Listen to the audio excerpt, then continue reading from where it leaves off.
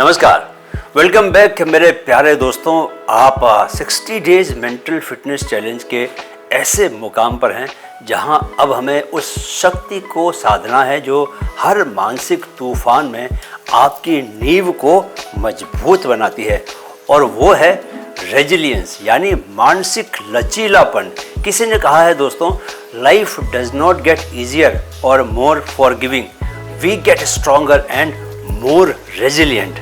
दोस्तों, क्या कभी ऐसा हुआ है कि ज़िंदगी ने ऐसा जोर का झटका दिया कि आप अंदर से एकदम टूट गए, या कोई फेलियर ऐसा मिला कि आपको ऐसा लगा कि आगे बढ़ना बेकार है, और फिर भी किसी तरह आप फिर से उठ खड़े हुए?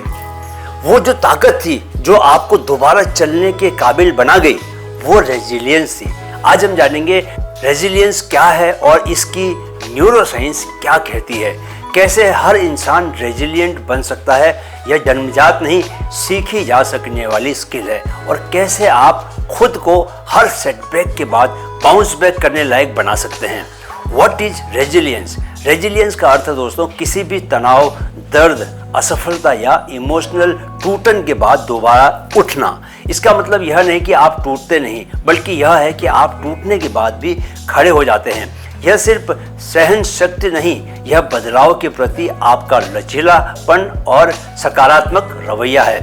The science behind resilience. Neuroscience कहता है दोस्तों कि रेजिलियंस सीधे हमारे प्री फ्रंटल कॉर्टेक्स और एमिगडाला के बैलेंस से जुड़ी होती है। रेजिलियंट लोग स्ट्रेस को थ्रेट नहीं, चैलेंज की तरह प्रोसेस करते हैं। मेडिटेशन, जर्नलिंग, ब्रेथ वर्क और सपोर्ट सिस्टम से रेजिलियंस को तेजी से ग्रो किया जा सकता है। Right? 5 building blocks of resilience. First, emotional awareness. Resilience की दोस्तों नींव शुरू होती है अपनी भावनाओं को पहचानने और स्वीकार करने से। जब हम दुख, गुस्सा, डर या चिंता जैसे भावों को सप्रेस करते हैं तो वे भीतर ही भीतर उबलते रहते हैं और मानसिक थकान बनाते हैं हमारी। लेकिन जब हम उन्हें ऑब्जर्व करते हैं बिना जजमेंट के, तो हम अपने भीतर क्लैरिटी महसूस करने लगते हैं।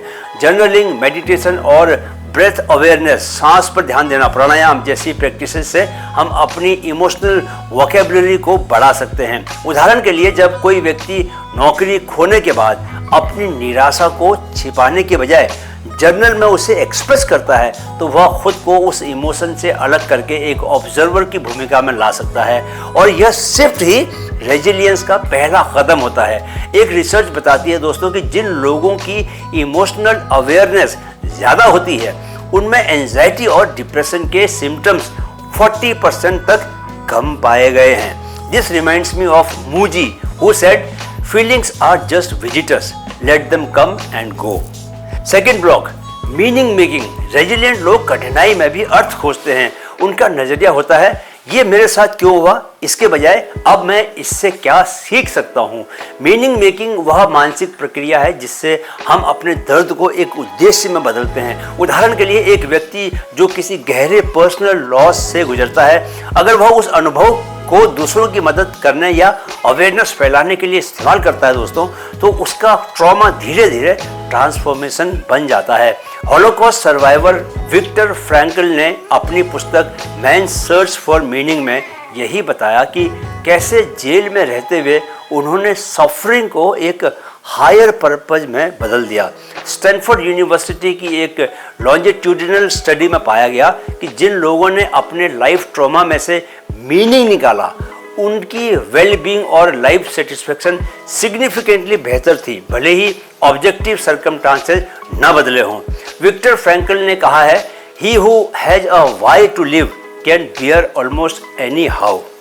Third block, connection and support. Resilience कोई अकेले निभाने की दौड़ नहीं है दोस्तों। जब आप किसी से बात करते हैं, जब कोई आपको वैलिडेट करता है, सुनता है आपको और आपको जज नहीं करता, तो आपका नर्वस सिस्टम काम होता है, कोर्टिसोल लेवल्स घटते हैं और आप क्लैरिटी के बीच पाते हो खुद को। इंसान एक सोशल बीइंग है और ट्रॉमा के बाद सपोर्ट ही सबसे बड़ा हीलिंग फैक्टर बन सकता है। जैसे जब किसी को जॉब लॉस या ब्रेकअप के बाद कोई दोस्त सिर्फ उसकी बातें सुनता है, सिर्फ सुनता है बिना सलाह दिए, सिर्फ एम्पैथी से, तो वो व्यक्ति अंदर से स्टेबल महसूस करता है। ये इमोशनल ग्राउंडिंग रेजिलियंस को जन्म देती है। यूसीएलए की एक स्टडी कहती है दोस्तों, जब हम ट्रस्ट वाले व्यक्ति के साथ अपने अनुभव साझा करते हैं, शेयर करते हैं, तो ब्रेन में ऑक्सीटोसिन रिलीज होता है जो इमोशनल हीलिंग को एक्सीलरेट करता है और लॉन्ग टर्म रेजिलियंस बिल्ड करता है। किसी ने कितना सही कहा है दोस्तों, you do not have to do it alone and you were never meant to. Fourth block, self belief and growth mindset. जब जिंदगी आपको धक्का देती है दोस्तों, तो जो चीज आपको खड़ा करती है वो है आपका खुद पर भरोसा। रेजिलिएंट लोग यह मानते हैं कि वे कठिनाइयों से उबर सकते हैं और हर सेटबैक उन्हें कुछ सिखाता है। इसे कहते हैं ग्रोथ माइंडसेट। यह विश्वास कि आप सीख सकते हैं, बदल सकते हैं और इवॉल्व कर सकते हैं। जैसे एक छात्र जो परीक्षा में फेल हो जाता है, लेकिन वो उसे अपनी असफलता नहीं मानता बल्कि फीडबैक मानकर दोबारा से कोशिश करता है, वो लंबी रेस का घोड़ा बनता है। दोस्तों, स्टैनफोर्ड की एक रिसर्चर कैरोल डुवेक के अनुसार जिन बच्चों को यू वर्कड हार्ड कहकर अप्रिशिएट किया गया, वो ज्यादा चैलेंजेस लेने लगे बजाय उनके जिन्हें यू आर सो स्मार्ट कहा गया। ग्रोथ माइंडसेट रेजिलियंस को इंटरनल स्ट्रेंथ में कन्वर्ट कर देता है। अफर्मेशन जैसे I am learning, I am growing और छोटी कंसिस्टेंट विक्ट्रीज सेल्फ बिलीफ को क्या करती हैं, डेली रीइंफोर्स करती हैं। अल्बर्ट आइंस्टीन ने कहा था दोस्तों, it's not that I am so smart, it's just that I stay with problems longer. Fifth block, recovery rituals. Resilient लोग सिर्फ लड़ना नहीं जानते बल्कि रुक कर खुद को फिर से संजोना भी जानते हैं। रिकवरी कोई लग्जरी नहीं है दोस्तों, यह एक नेसेसिटी है। जब आप थकते हैं, टूटते हैं, तो आपको अपने माइंड बॉडी सिस्टम को रिचार्ज करने की जरूरत होती है, करना बहुत जरूरी है। जैसे एक नर्स जो पेंडेमिक के दौरान 12-12 घंटे की ड्यूटी कर रही थी, वह हर दिन 20 मिनट सनसेट देखती थी। क्या देखती थी? सनसेट देखती थी, बिना फोन के, बस चुपचाप। वो कहती थी, that's where I come back to myself. ये छोटा सा रिचुअल उसकी रेजिलियंस का एंकर बन गया। Research from university of Sussex बताता है कि जो लोग एक्टिव रिकवरी करते हैं, जैसे walk in nature, breath work, pranayama, सांस पर ध्यान देना, माइंडफुल रेस्ट करना, उनमें स्ट्रेस हार्मोन जो है कॉर्टिसोल, उसका जो लेवल है वो 30% तक कम हो जाता है। इसलिए sleep, nature, music, art, silence, ये सब आपके नर्वस सिस्टम की हीलिंग के बेसिक टूल्स हैं। फिर से सुने क्या क्या टूल्स हैं आपके, sleep, nature, music, art, silence. किसी ने कहा है, rest is not a reward, it's part of the process. चलिए अब डेली प्रैक्टिस का समय आ गया दोस्तों। जर्नलिंग में आज एक ऐसी घटना लिखिए जिससे आपने रेजिलियंस दिखाया हो। 10 मिनट की डीप ब्रीदिंग करें और अपनी एनर्जी को स्टेबलाइज करें। किसी भरोसेमंद इंसान से दिल से बात करें, बिना मास्क के, बिना डर के, राइट। चलिए अब आज का डेली चैलेंज। कमेंट में लिखिए, मैं टूट कर बिखरा नहीं, अब और भी मजबूत हो गया हूं, या मैंने गिरकर नहीं, गिरकर उठकर जीना सीखा है। दोस्तों, रेजिलियंस कोई सुपर पावर नहीं, यह एक मानसिक मांसपेशी है, मसल है। जितना आप इसे डेली सेटबैक्स में इस्तेमाल करते हैं, उतना ही ये मजबूत बनती है। रेजिलियंस का मतलब यह नहीं कि आप टूटेंगे नहीं, बल्कि यह कि आप हर बार थोड़ा और ऊंचा उठेंगे।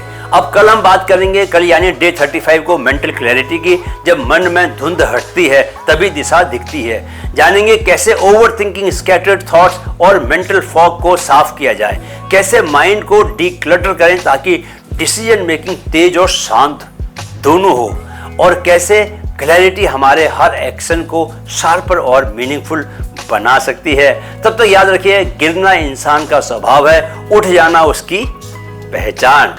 वीडियो देखने के लिए बहुत बहुत आभार। मेरे साथ दोहराएं, मन में है तो मुमकिन है, मन में है तो मुमकिन है। Keep learning, keep growing. जय हिंद।